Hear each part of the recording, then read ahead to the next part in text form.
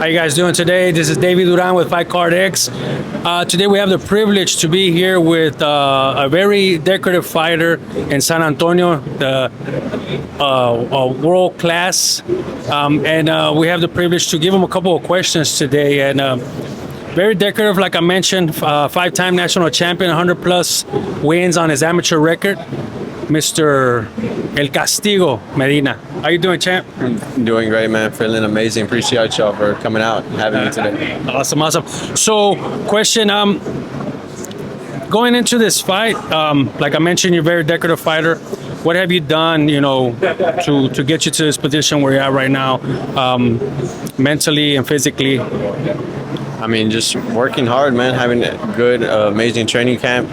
Physically and mentally, I'm feeling great. I've been telling everybody, my team and my coaches, and they notice it too. This is the happiest I've been, in the camp. So, I mean, a happy fighter is a dangerous fighter, man. So I'm feeling good. Having fun with it, awesome, man. That's the biggest thing is, man, going out there, have fun. Don't forget to have fun. We could go in there, take care of business, and come out and feel accomplished. I think that's a big thing for you, right?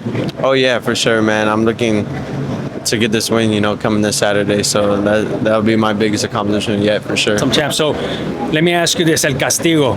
Where does that come from, man? Like, is that something you just kind of came up with, or you got castigado so much when you were a kid? Where did that come from, and what does it mean to you, like personally, on a personal level? It means a lot to me. My family came up with it. We're just all in the living room one day. My tios, my tias, my cousins. We're all just chilling, and they were all just coming up. Before my pro debut, they were like, "What should your name be?" And they were just like, I think my tio said El Castigo, and everyone liked it. I mean, I was good as a kid. Don't get me wrong. I didn't want that belt, so I was good as a kid. But everyone loved it, so I was like, man, that's cool with me. Whatever y'all think. So it was a family thing for sure. It's kind of like the cattle, man. He just branded you, El Castigo. That's what you're gonna be. Hey, that's good, man. But you lived up to the name for sure, man. And then let me ask you this: like I mentioned, amateur record, 100 plus fights, 5 national titles. What do you feel in your amateur career developed you to now in your pro career? Like what molded you into that? I would say definitely around my teen years of the amateur, fighting national fighters. We noticed my style was more like almost a pro level style, going forward, throwing, not too many, because in amateurs you got to throw so many punches, people just score it. I wasn't really feeling it anymore. It was more sitting on my punches. So yeah, as my teen years, going into the amateurs, we knew, we're about ready around 17, but fighting amateurs at the top level and nationals, definitely, shapes you into this pro level for sure. I hear you, man. I hear you. That's great, El Castigo. So let me ask you another question. It's kind of a little more personal. But after your first loss against Redmond Ford, what did you do differently? What did you take from that loss? I feel like it was a mental thing. The opportunity came up. I feel like that around that time I wasn't in a real good mental state.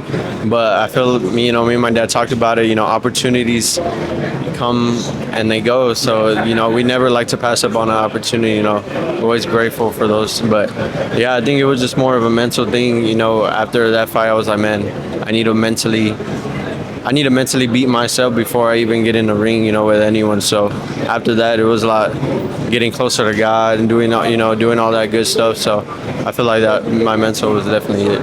That's awesome, man. That's awesome to hear, and I'm glad that you're doing better mentally. A lot of people fail to recognize that mentally you have to be sound when you go into that square circle, and I'm glad, man, that you overcame that, and where we're at now, bigger positions, bigger opportunities, man. Yeah, for sure. And so that's great, man. Like I mentioned, I'm glad you're doing a lot better now mentally, and going forward, what is a typical day in El Castigo's camp, man? Like, what's one, things that you guys do, kind of sparring? I mean, not in detail, but what is a typical day at a camp?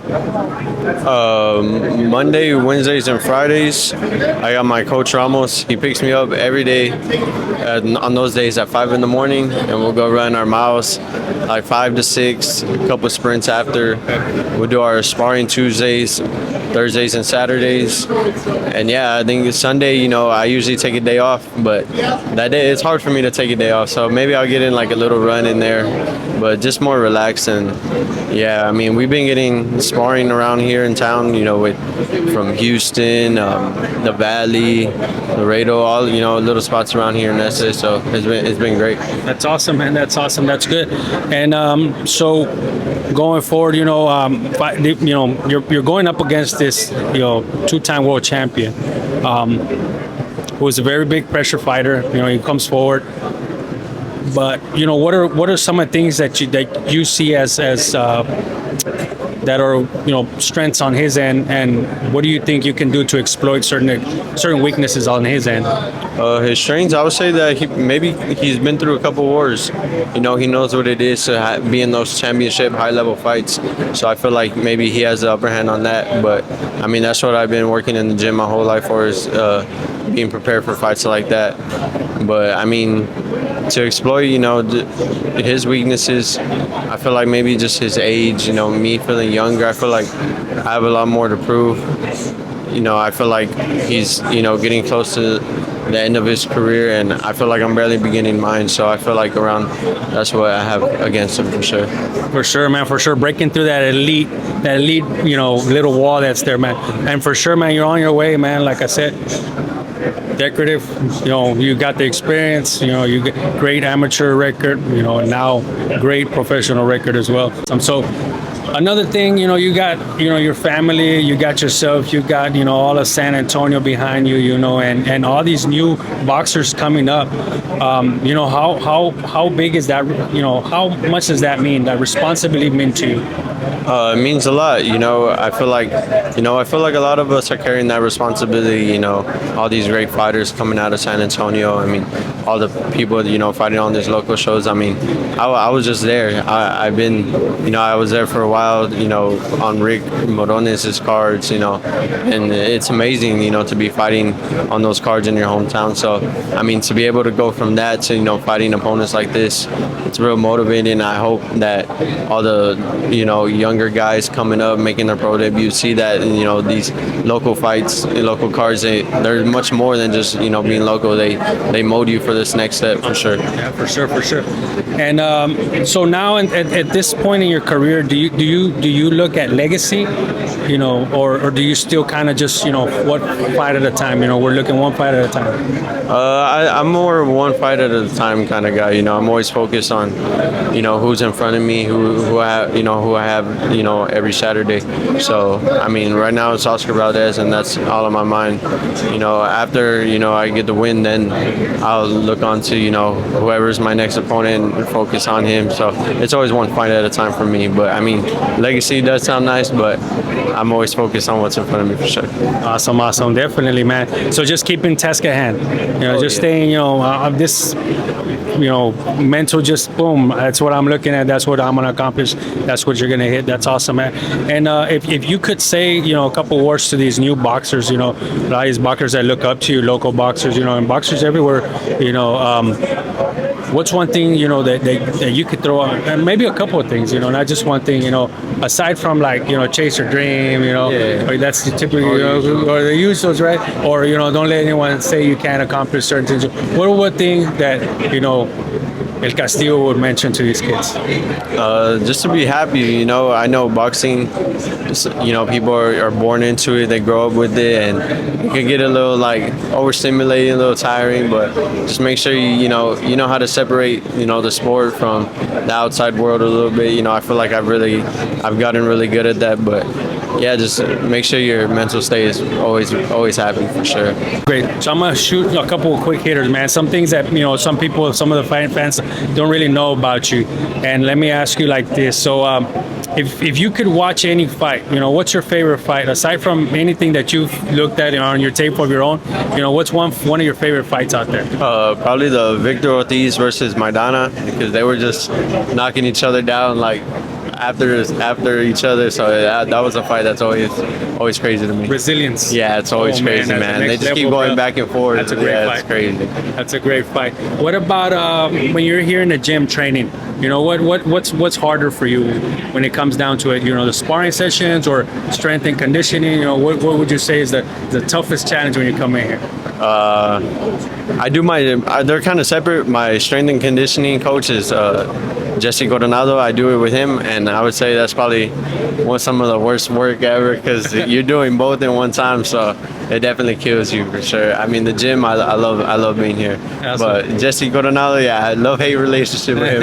Hey, but he's getting you where you Oh where you yeah, need to be. oh yeah. That's the love right there, Yeah, baby, for love. sure. Man. Oh, awesome. So let me ask you, you know, any special rituals that you do, you know, before you go into the ring, you know, under those lights, you know, certain things that you tell yourself, certain things that you do right before you get in there and lace up. Definitely a prayer for sure. You know, listen, it's funny, people always freak out when I tell them this. I listen to country music like all the time when I work out, before a fight. You know, I love country music. It's just what I love.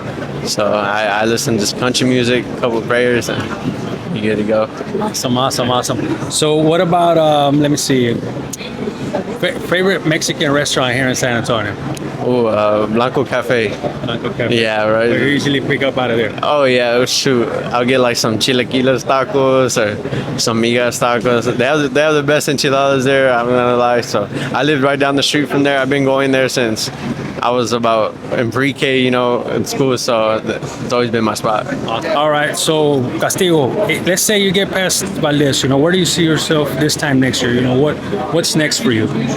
Shoot, around this time next year, hopefully, you know, fighting for a world title or maybe even a champion. But you know, whatever name they give me next, you know, whatever big name, hopefully another big name comes up, I'll be ready for. You know, I'm always down to fight whoever. That's great to hear. And any last words you got for the fight fans? Anything you want to say to them?